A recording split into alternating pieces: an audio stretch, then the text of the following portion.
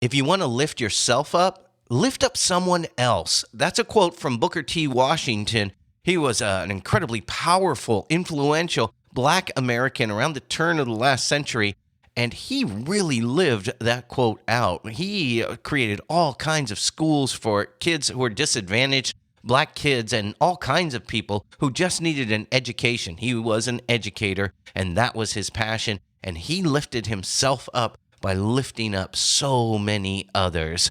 Okay, listen, it can be exhausting trying to prove yourself as a leader, especially if you're a young leader who feels you have a lot to prove. If you've got a lot of people who are like, is she the one? Is she going to be the one who's really going to take us to the next level? You feel all this pressure, and it's really tiring. You're consistently running around trying to do more than is expected of you, and then letting those above you know what you've done, because you got to let them know, or you're not going to get any credit for that. Well, as a leader, you know you can't get everything done without the help of those who work for you.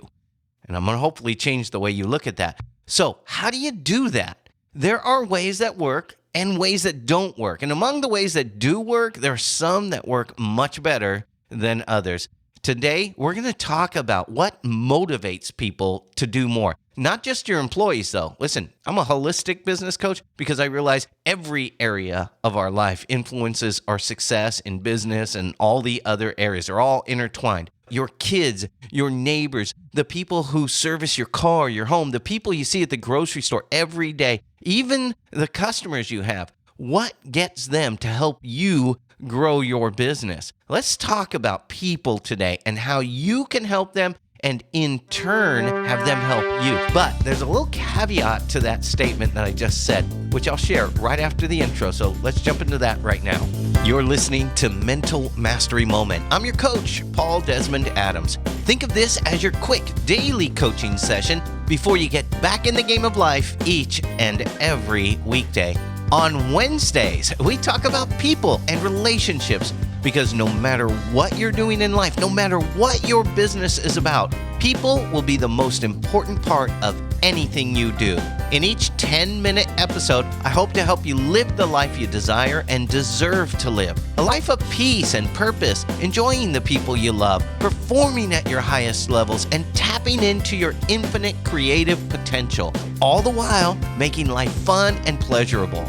If all that sounds a little bit impossible to you, try it out. Come along with me for a week of podcasts. I think you'll be surprised at what actually is possible. Let's get started right now on your journey with today's episode, Mental Mastery Moment.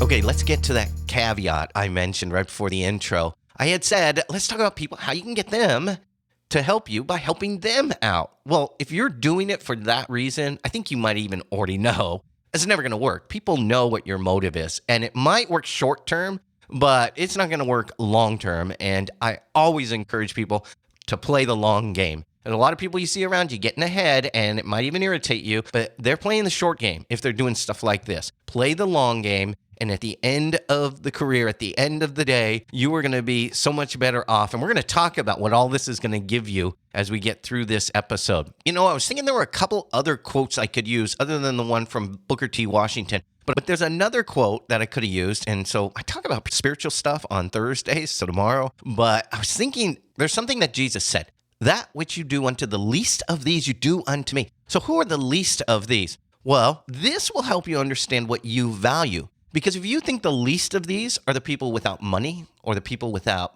big houses or fast cars, or all the things that maybe you value, you might want to check yourself. Because oftentimes the least of these are people like you and me. The truth is everyone is the least of these. We're multidimensional people. I'm not just a business coach and a podcaster. I'm a dad and I'm a papa. I'm a grandpa if you're old, but I'm not. So I'm a papa who struggles to know what's the best thing to do to help my kids, to help my grandkids. I'm a husband who isn't perfect. I say dumb things and I have to apologize for it. I'm a neighbor who can seem secluded and disinterested in others. And I'm an introvert, but I'm not very rich in that area. I'm a brother and an uncle and a cousin, all the other things that make me who I am. And I'm far from perfect in all of those areas. I am not rich in those areas. So I'm one of the least of these in many of those roles. It doesn't matter who you're dealing with. The president of the United States struggles with stuff in life. And to keep this non-political, this president,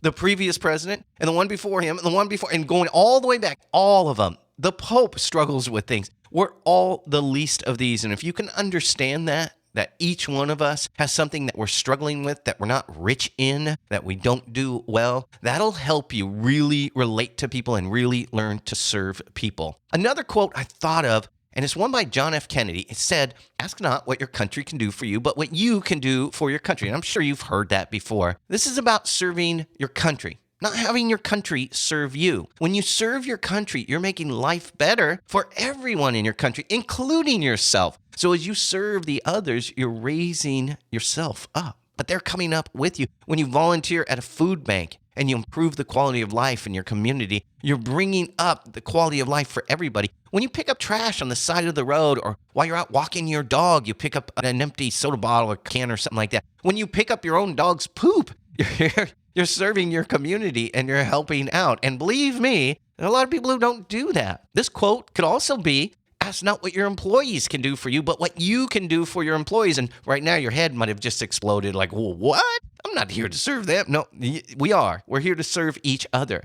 It could be, "Ask not what your church volunteers can do for you, but what you can do for your church volunteers." Ask not what your followers or your listeners to your podcast can do for you, but what you can do for your followers or listeners.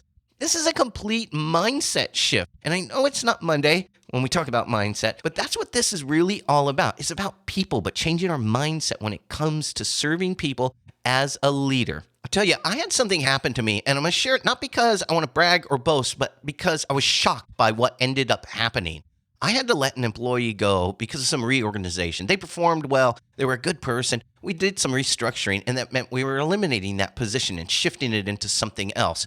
That's never a good situation. It never really ends well. And it can be one that leaves deep wounds and hurts a relationship. Well, a few years after I had let this person go, he called me one day and he asked me, now we had had communication the whole time, and that's part of what I'm sharing with you, but he asked me to be a groomsman in his wedding. Think about that. The guy I had to let go was the same guy who asked me to be one of 4 or 5 people who stood at that altar with him as he went through one of the biggest events in his life.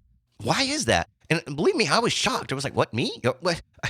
Man, that was really blew me away. Here's what happened. I had to let him go as an employee, but I didn't let him go as a human being. He was still valuable to me in that role. I didn't use him in the other role, in the tasks that I needed to have done each day, but he was still a valuable human being, and I was still there to serve him. I invested in him as a person. We had a lot of conversations about all kinds of stuff, his work, his career moving ahead, what he was going to do next, and I did everything I could to help him. And when it came to his relationships, I really had a lot of good conversations with him and ended up marrying this woman that he was dating at the time, and things were in and out and up and down, and it ended up working out. And that's because I invested in him. And I don't say that again to brag or boast. I'm just saying when we invest into people, not into employees, but into people, there's a huge dividend that gets paid. I was so honored to be there, to stand there with him and to watch him on that day and to celebrate with him on that day. It wasn't a calculated thing, and it certainly wasn't done so I could one day be in his wedding. That wasn't my motive.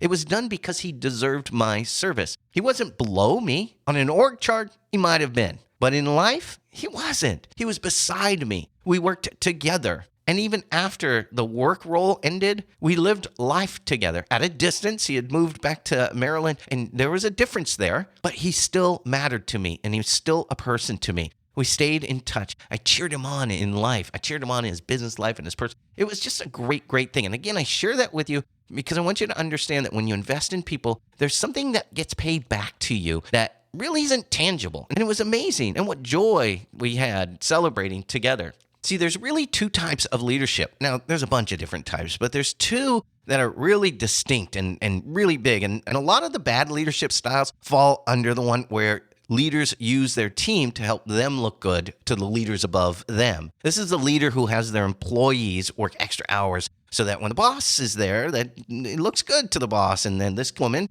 who's the boss, can say, wow, look at what we've done here. It's amazing, and get the pats on the back and all that stuff. And let me tell you, thanking your team for doing all that work and even giving them bonuses isn't going to matter if you skip over valuing them as a person. Make them the hero and you the humble beneficiary of their efforts. Be humbled by it, the fact that they worked to help you, and work equally hard to help them. Do the work with them. Have them tell you what you can do to help them get it done. Because you're the leader of the team doesn't mean you know everything that needs to be done. There's times when you get down into the weeds of things, you really shouldn't know all those things that need to be done. And in those times when you're in the weeds and you're doing stuff like that, maybe a mechanic or something, and you run in the shop and you got a new car in there that maybe you've never worked on because you haven't been out in the shop as much because you're running the business. And one of your new employees has one of these, and maybe they can teach you something and you can learn from them and they can guide you. And you say, hey, I've never done the brakes on this car. Can you show me how to do that? Oh my gosh, you know what you just did to this person? You've so empowered them. They feel like a leader now. And that's what you're doing. You're nurturing people to become leaders themselves. The other type of leadership is the one where you use yourself to help the team look good to the leaders above you. Help your employees look great to your superiors. And I don't even like the above you and below you thing because it's really a misnomer. But the people who are on the org chart above you, brag about your teammates to them.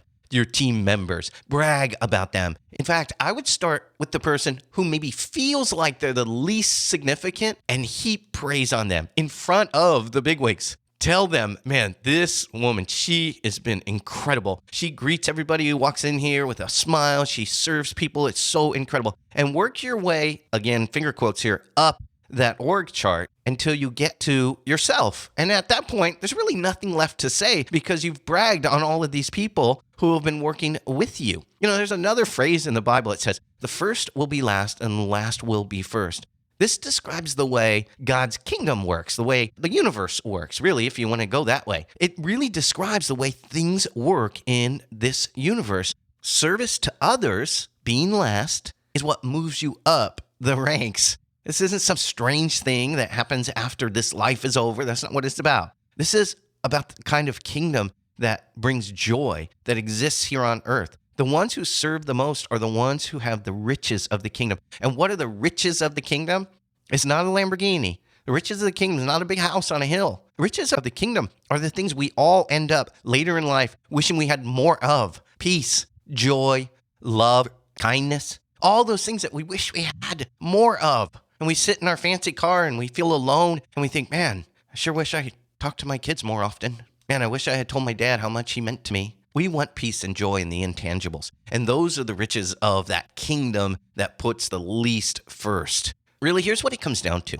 Don't end your life alone in a room filled with trophies telling you how great you were. Help others fill their trophy case. And you'll be surrounded by amazing people who did amazing things because of your service to them. And they will praise you and they will talk you up. They'll lift you up. They will applaud you and you will be so filled with joy and love and peace. It'll be incredible. This is what will bring all of those good things that you really, really want in life. But again, I'm going to go back to that caveat. Don't do it for those things. Focus on serving those below you and you'll have the most fulfilling life ever. So maybe today, one of the things you can do is to find somebody who maybe doesn't feel they matter that much. Make them feel special today. Let them know how much you appreciate them. Even if it's just one person today that you find, let them know that, man, I appreciate you. I'm so glad you're here because you made my life better. All right, so tomorrow we're going to talk about some spiritual stuff. This might get me in trouble. Almost always does, but I don't care. So make sure you subscribe to this podcast because Thursday's spiritual stuff, woo-woo stuff, sometimes it's just about the mind, like what our creative abilities are. It's things like that. But it might be something that I read in some ancient book of wisdom or something. I try to get us to see that there are a lot of great resources around us. We have a lot of skill sets within us and capabilities within us. And we have this infinite potential that's beyond us. And I want to open up our minds to that. So that's tomorrow. Remember to rate and review this podcast no matter where you're listening to it. If there's an opportunity to give a 5-star rating, please do that and give a little bit of feedback. I'm grateful for that. It really fuels me as I move forward. So thank you so very much. I do appreciate you in a big, big way. You are the reason I'm doing this, and I just hope that your reach always extends beyond your grasp.